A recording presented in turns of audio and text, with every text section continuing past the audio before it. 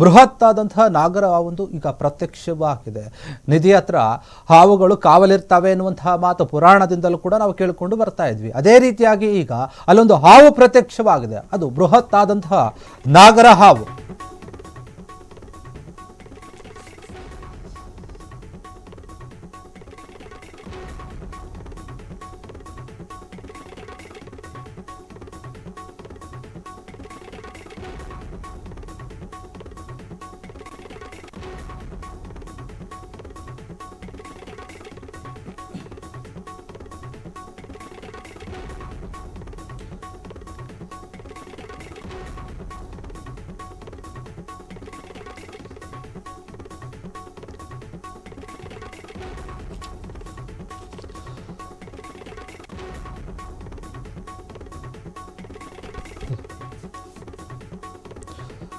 ಲಕ್ಕುಂಡಿಯಲ್ಲಿ ಏನು ನಿಧಿ ಶೋಧ ಕಾರ್ಯ ನಡೀತಾ ಇದೆ, ಅಧಿಕಾರಿಗಳಲ್ಲಿ ಉತ್ಖನನವನ್ನ ಮಾಡ್ತಾ ಇದ್ದಾರೆ. ಆ ವೇಳೆ ಒಂದು ಬೃಹತ್ ಆದಂತಹ ಒಂದು ನಾಗರ ಹಾವು ಪತ್ತೆಯಾಗಿದೆ, ಪ್ರತ್ಯಕ್ಷವಾಗಿದೆ.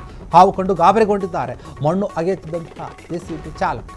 ಬಂಗಾರದ ನಿಧಿಯನ್ನ ಸರ್ಪ ಕಾಯುತ್ತದೆ ಎಂಬ ನಂಬಿಕೆ ಇದೆ ನಮ್ಮಲ್ಲಿ ಮೊದಲಿನಿಂದಲೂ ಕೂಡ. ಕಾಕತಾಳೀಯವೋ ಎಂಬಂತೆ ಕಾಣಿಸಿಕೊಂಡು ಬೃಹತ್ ಆದಂತಹ ನಾಗರ ಹಾವು ಎಲ್ಲರಿಗೂ ಶಾಕ್ ಕೊಡ್ತಾ ಇದೆ. ಲಕ್ಕುಂಡಿಯ ಕೋಟೆ ವೀರಭದ್ರ ದೇಗುಲದಲ್ಲಿ ನಡೆಯುತ್ತಿರುವಂತಹ ನಿಧಿ ಶೋಧ ಕಾರ್ಯ ಏನಿದೆ, ಅಲ್ಲಿ ಪುರಾತತ್ವ ಇಲಾಖೆಯಿಂದ ಕಳೆದ 3 ದಿನಗಳಿಂದ ನಿಧಿ ಶೋಧ ಕಾರ್ಯ ನಡೀತಾ ಇದೆ. 3ನೇ ದಿನದ ಉತ್ಖನನದ ವೇಳೆ ಕಾರ್ಮಿಕರು ಬೆಚ್ಚಿ ಬೀಳುವಂತಹ ಒಂದು ಘಟನೆ ನಡೆದಿದೆ. ನಿಜವಾಗಿಯೂ ಕೂಡ ನಿಧಿಯನ್ನ ಕಾಯ್ತಿತ್ತ ಆ ಒಂದು ಸರ್ಪ? ಹಾಗಾದ್ರೆ ಈ ಒಂದು ಪ್ರಶ್ನೆ ಮೂಡ್ತಾ ಇದೆ. ಸ್ಥಳದಲ್ಲಿ ಕಾಣಿಸಿಕೊಂಡಂತಹ ಹಾವು ಕೂಡ ನಿಧಿ ಕಾಯ್ತಾ ಇತ್ತ? ಹಾಗಾದ್ರೆ ಲಕ್ಕುಂಡಿಯಲ್ಲಿ ನಿಧಿ ಶೋಧನೆ ವೇಳೆ ಬೃಹತ್ತಾದಂತಹ ಈ ರೀತಿಯಾಗಿ ನಾಗರ ಹಾವು ಪತ್ತೆಯಾಗಿದೆ. ನಿಜಕ್ಕೂ ಕೂಡ ನೋಡಿ, ನಾವು ಪುರಾಣಗಳಿಂದಲೂ ಕೂಡ ಇತಿಹಾಸಗಳಿಂದಲೂ ಕೂಡ ತಿಳಿದುಕೊಂಡು ಬರ್ತಾ ಇದ್ವಿ, ಕಥೆಗಳಲ್ಲಿಯೂ ಕೂಡ ಸಾಕಷ್ಟು ಕೇಳಿದ್ದೀವಿ. ಎಲ್ಲಾದ್ರೂ ಒಂದ್ ಕಡೆ ನಿಧಿ ಇದ್ರೆ ಆ ನಿಧಿಯನ್ನ ಸರ್ಪಗಳು ಕಾವಲಾಗಿ ಕಾಯ್ತಾ ಇರ್ತಾವೆ.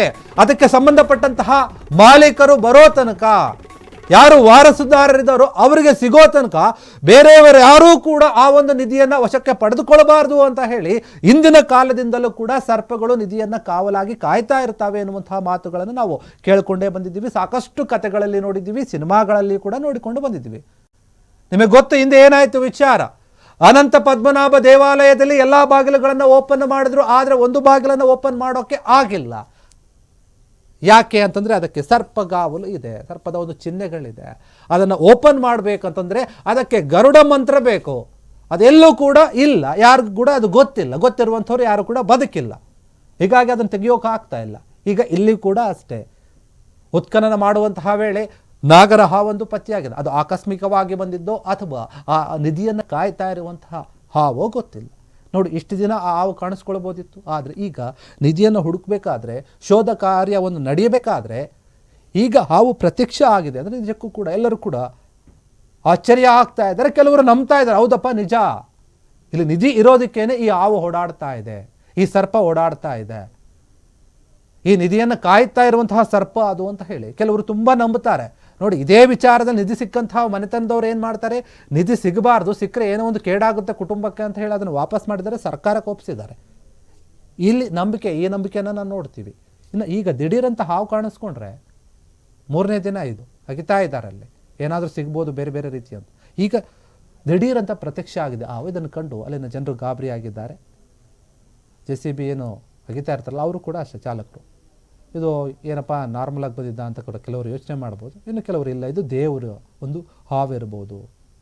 ನಂಬಿಕೆ ಒಬ್ಬೊಬ್ಬರದ್ದು ಒಂದೊಂದು ರೀತಿಯಾದಂತಹ ನಂಬಿಕೆ. ಹೀಗಾಗಿ ಪುರಾತತ್ವ ಇಲಾಖೆ ಅಧಿಕಾರಿಗಳು ಹಾವು ಬಂತಂತೇನು ಅದನ್ನೇನು ಉತ್ಖನನ ಕಾರ್ಯವನ್ನೇ ನಿಲ್ಲಿಸಿಲ್ಲ, ಅವರು ಮುಂದುವರಿಸ್ತಾ ಇರ್ತಾರೆ. ಆ ಹಾವು ತನ್ನ ಪಡೆ ತಾನು ಬಂದು ಹೋಗಿರಬಹುದು, ಇಲ್ಲ ಏನಾದರೂ ಒಂದು ಸೂಚನೆಯನ್ನು ಕೊಡೋಕೆ ಕೂಡ ಬಂದಿರಬಹುದು. ಈ ರೀತಿಯಾಗಿ ಕೂಡ ಕೆಲವರು ಯೋಚನೆ ಮಾಡ್ತಾರೆ. ತುಂಬ ಹಳೆ ತಲೆಮಾರಿನ ಇರ್ತಾರಲ್ಲ ಜನರು, ಹಳೆ ತಲೆಗಳು ಇರ್ತಾವಲ್ಲ ಆ ಗ್ರಾಮದಲ್ಲಿ, ಅವರು ಕೂಡ ಯೋಚನೆ ಮಾಡ್ತಾರೆ, ಇಲ್ಲ ಈ ಸರ್ಪ ಏನೋ ಒಂದು ಸಂದೇಶವನ್ನು ಕೊಡೋಕೆ ಬಂದಿದೆ, ಎಚ್ಚರಿಕೆಯಿಂದ ಇರಬೇಕಾಗುತ್ತೆ.